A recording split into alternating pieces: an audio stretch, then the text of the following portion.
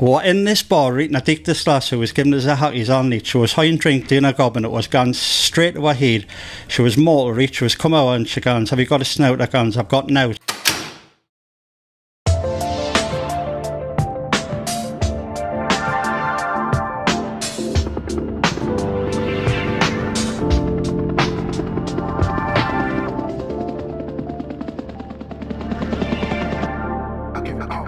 This is an interview for peep-magazine. We're joined with a very special, talented, multi-talented MC, rapper, Just Be.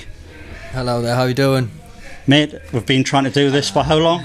Maybe about 3 years. Aye, maybe it's 2-3 years at least. Yeah, maybe about 2-3 years, but just before we start, mate, can you maybe describe why we're here tonight? I've got a headline show at the Lubber Fiend in Newcastle. I got a few good support acts on, got 2 coming, AP3, 40 Carl, H-Man, Fletchy. Looking forward to it, it's been booked for a while. Should be a good night. But Sam Fender's on the same night, but it is what it is. Yeah, we kind of came through then. There's just a wave of Newcastle shirts. Blue jeans, it seems to be the outfit for the show. Blue jeans and a tune shirt. As we were talking off camera, if you had known he was playing tonight, would you have made a different date or not? Maybe not. Possibly, but I don't know. Two different genres in it, so maybe it's different fan bases, I suppose. Yeah, of course. So you rep for the kids of the Northeast. That's your passion, your art form. But where I want to go with this is, would it be right in saying you're a wordsmith, a poet?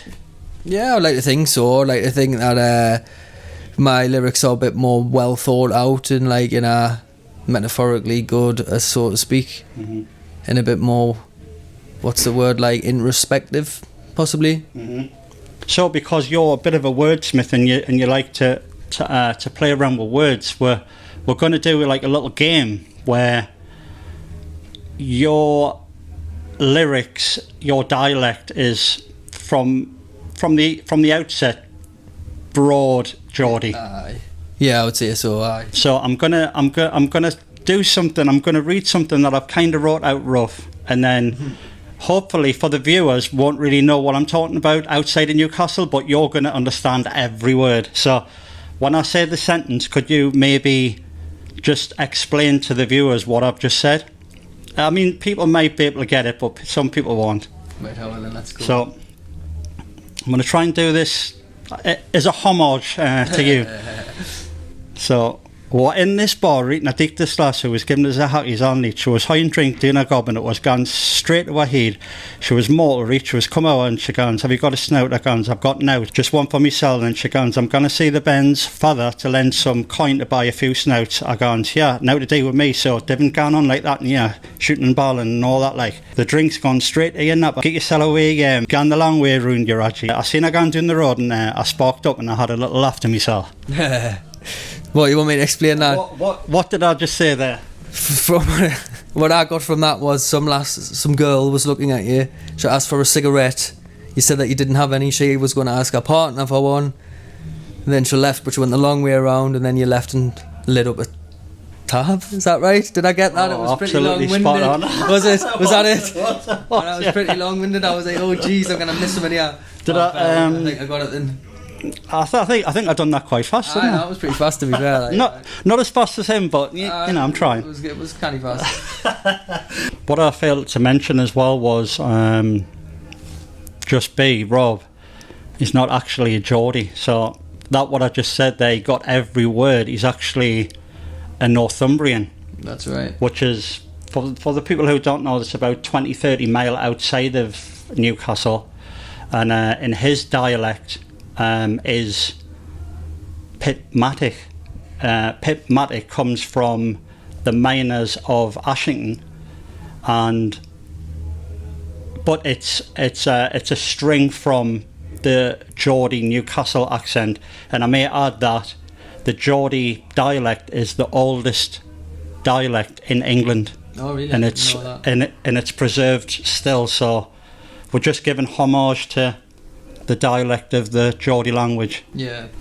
But yeah, so have you been inspired by the coal mining of Ashton, and in particular, I don't know if you've ever heard of them, but the pit painters of Ashton. Yeah, I mean, I would say in a way I've definitely been inspired by the mining sort of culture, because just like have little bits in my lyrics about, like, you know, people's grandparents being miners in the area and different stuff. But I'm aware of the pitman painters and stuff because I've been to like the collieries and stuff and witnessed the actual paintings and read bits and pieces and seen articles and different like news pieces on them and stuff like that. So I would definitely say there's little bits of inspiration there for sure.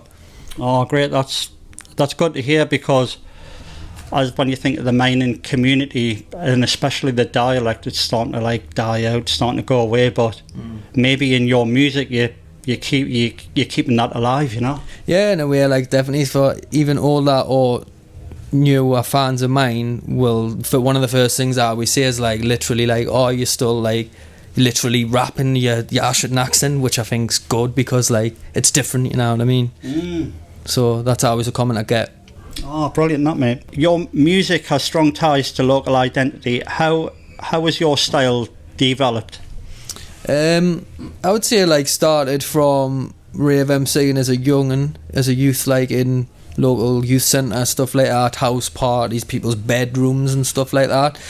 And then just was introduced to the local rap scene as I listened to UK hip hop and grime anyway, and then just sort of transcended from the rave to more slower storytelling type tracks and more grime and rap rather than rave. So pretty much moved scenes, to be fair, and just stuck with that since, but still having elements and samples from the roots where I began, and still similar fast flows and stuff, so incorporating that but still using like my accent and stuff as well, because you find a lot of people wanting to sound like someone else, if you get what I mean, whereas I just sound the same as I did then, just over different music and tempos, really. Was it basically DIY, back bedroom, your mum and dad's house kind of vibe, having your mates round, few drinks, and practicing basically? Pretty much at the start, like just going around, like you say, to different people's bedroom sessions, and people's got a set of Technics or something in their room, a couple of vinyl, a mic, and just, you know, just like you say, just writing lyrics from there. Obviously they're a bit basic at the start, but I suppose a lot of people in the northeast went doing that same route, but some stayed with rave, some moved on to different paths, I suppose. Makina is hardcore techno. That's, I think, is a Spanish underground music.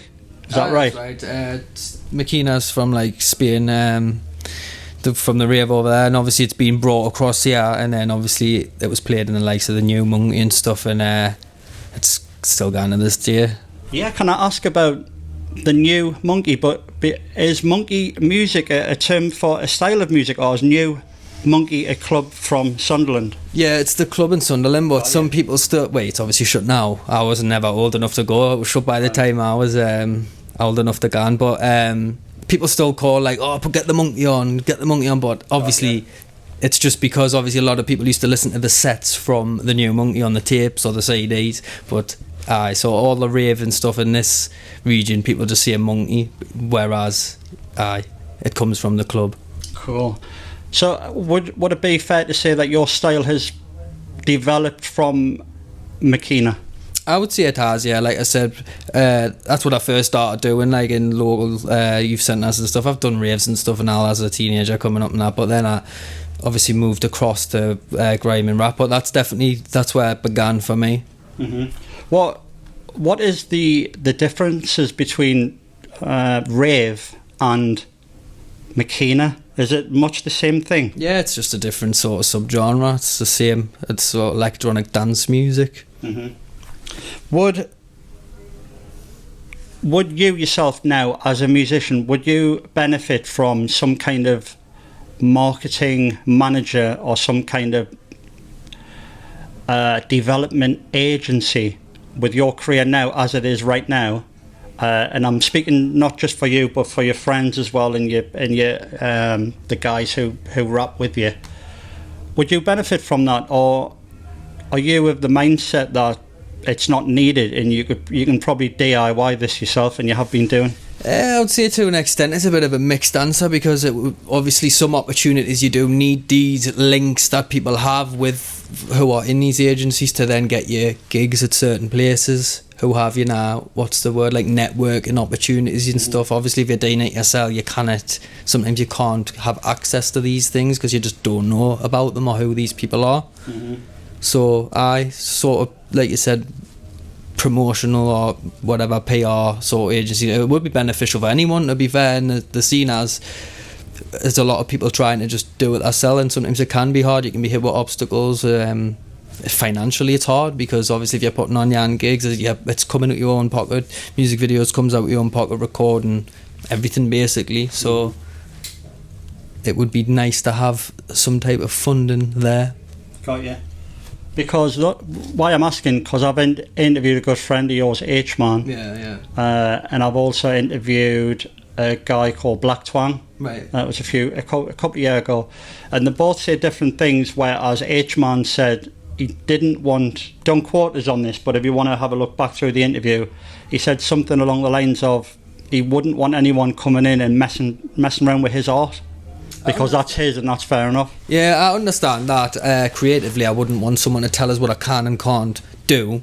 I definitely agree with that, but it would be nice for someone to be able to help market you, though, and push you to the right places where maybe you can't reach because you don't have the money, or get you on a festival gigs, opportunities which you normally wouldn't be able to do. Got you. And Black Twang alluded to the fact that maybe it's all about the money, really, because the money's right. Would you kind of agree with that to a certain extent? For certain things, yeah, obviously. Moving on, you've mentioned people from Ashton, you know, they like your dialect, and you think you're bringing up as a homage from Ashton, from your roots. But people outside of the Northeast, do people struggle with what you're actually saying, or do they ask, or do you hear this often? Yeah, I'd say people sometimes they don't have a clue what you're saying outside the region, but it is what it is. Like, just got to try and be as clear as you can, but still stick to what you're saying. And it's one of them things, and people either like it or they don't. Like, I've listened to music where they're actually rapping in a different language, and then you listen and you can feel it. You might not know what they're saying, but you can still be like, "Ah, nah, this is good." You get what I mean? I've listened to Japanese hip hop before, and I was like, "This is fire." I didn't have a clue what he was saying, but the flow was there, and I could feel something. You know what I mean? It's a kind of, that reminds me of La Haine, the like underground like hip hop movie inspired by was it set in Paris? Right, yeah. And I think that whole soundtrack's French, and everyone just jumped straight on that. And I kind of get exactly where you come from with that. Definitely. What is the process with crafting your, I don't want to call them songs, crafting your beats, how would you describe your, not songs, but... I would say songs. You would say songs, yeah, right? I would, to be fair. So, it's just working with, because obviously I'm not a producer as such. I have ideas and stuff which I pass on to people who there and will make beats for me, like samples. I've got a good ear for samples, I would like to think. And yeah, so basically just getting an idea across, making the beat, and then I'll just write to it. And then if I think someone else would be suited, I would ask for someone to collab or whatever. But so that's pretty much it, to be fair. But I always call them songs. Right. I just wanted to get that clear, because you know, some people, they're not songs. It's a track. It's a track. They're not songs. Beat. No, I would say it's a song for me. So crafting your songs, and the songs have developed from Makina, but has this, I would say, speed rap, has how fast you rap, how has that developed? Was that like something from right from the start, or is that something you've had to train with and develop? No, I think it's just coming from faster beats, like 170 BPM or whatever. I used to spill on over like rave and Makina and that, and then transferring to grime. And I just always liked, even like growing up, I always used to listen to like Bone Thugs and Harmony, Twister, Buster Rhymes, people who had a fast flow. I was always like more inclined to be like, wow, I want to do that, I love that. And I just like the choppy sort of fast flow. just something I'm into really, so that's the reason that developed. Although I have some songs that are more slow and that, but like that is like sort of my style, to be fair. That is your style, and it's a great style. And I'm just, every time I hear it, I think, have you started really slow and then gradually just speed it up, or have you just went straight in? No, I just went straight in. I didn't like start off like slowing out like that. It was just, that's just the way I just happened, to be fair. Would you say, I've listened to a few of your songs, tunes, would you say that majority of those tracks are autobiographical? Yeah, I would say most of them are. 100%. Definitely just about either myself or people I know, pretty much, or things I've seen locally, what's inspired us or whatever. There's a tune you have, and Terence McKenna. Terence McKenna. Can you maybe talk about that one? That was just because I had read the book, Food of the Gods, and it was just about like, it was quite a good book, just around about like psilocybin mushrooms and that, and DMT in the mind, and just, it's quite a deep book, and just that inspired us. Just I heard a beat and it was just like, and I went from there pretty much. Even though the track's not fully about that, if you get what I mean, it just has elements of what that was, and then just more personal feelings and stuff, you know what I mean, in the track. But like, before you do your tracks, when you're in your own space, do you practice meditation or positive affirmations or anything, any of this stuff? I've tried in the past, but no, it's not something I actively practice, meditation or even positive affirmations, to be fair. No, it's not something I think it's something that could really help you with your... not that you need help, but help with your mind, you know what I mean? Yeah, no, I agree, It's only come to an end now, it's 2 seconds, mate.